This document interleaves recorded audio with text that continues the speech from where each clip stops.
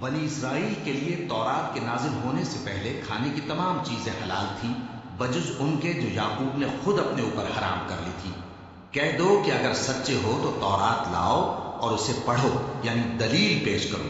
اب جو اس کے بعد بھی اللہ پر جھوٹے افطرا کریں تو ایسے لوگ ہی بے انصاف ہیں۔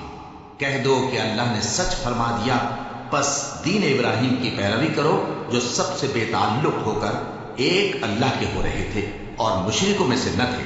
سب سے پہلا گھر جو لوگوں کی عبادت کرنے کے لیے مقرر کیا گیا تھا وہی ہے جو مکے میں ہے، بابرکت اور جہان والوں کے لیے موجب ہدایت۔ اس میں کھلی ہوئی نشانیاں ہیں جن میں سے ایک ابراہیم کے کھڑے ہونے کی جگہ ہے۔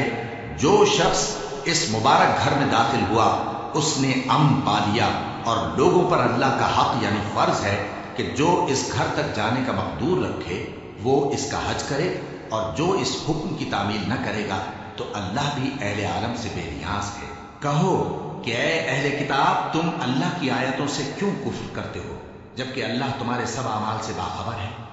کہو کہ اے اہل کتاب، تم مومنوں کو اللہ کے راستے سے کیوں روکتے ہو اور باوجود کہ تم اس سے واقف ہو اس میں کجی نکالتے ہو، اور اللہ تمہارے کرتوتوں سے بے خبر نہیں؟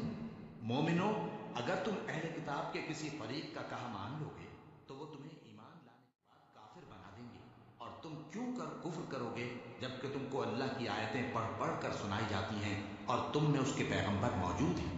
اور جس نے اللہ کی رسی کو مضبوط پکڑ لیا وہ سیدھے رستے لگ گیا۔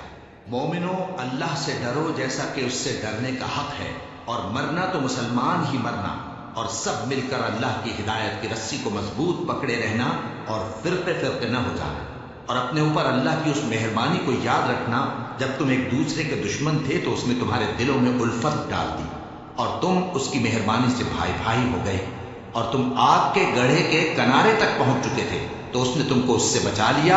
اس طرح اللہ تم کو اپنی آیتیں کھول کھول کر سناتا ہے تاکہ تم راہ راست پر رہو۔ اور تم میں ایک جماعت ایسی ہونی چاہیے جو لوگوں کو نیکی کی طرف بلائے اور اچھے کام کرنے کا حکم دے اور برے کاموں سے منع کرے۔ یہی لوگ ہیں جو کامیاب ہیں، اور ان لوگوں کی طرح نہ ہونا جو متفرق ہو گئے اور صاف احکام آنے کے بعد ایک دوسرے سے اختلاف کرنے لگے۔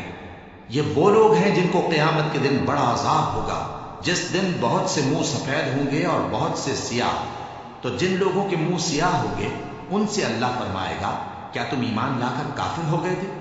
سو اب اس کفر کے بدلے عذاب کے مزے چکھو۔ اور جن لوگوں کے منہ سفید ہوں گے وہ اللہ کی رحمت کے باغوں میں ہوں گے اور ان میں ہمیشہ رہیں گے۔ یہ اللہ کی آیتیں ہیں جو ہم تم کو ٹھیک ٹھیک پڑھ کر سناتے ہیں، اور اللہ اہل عالم پر ظلم نہیں کرنا چاہتا، اور جو کچھ آسمانوں میں اور جو کچھ زمین میں ہے سب اللہ ہی کا ہے، اور سب کاموں کا انجام اللہ ہی کی طرف ہے۔ مومنو، تم بہترین امت ہو جسے لوگوں کی ہدایت کے لیے میدان میں لایا گیا ہے کہ تم نیک کام کرنے کو کہتے ہو اور برے کاموں سے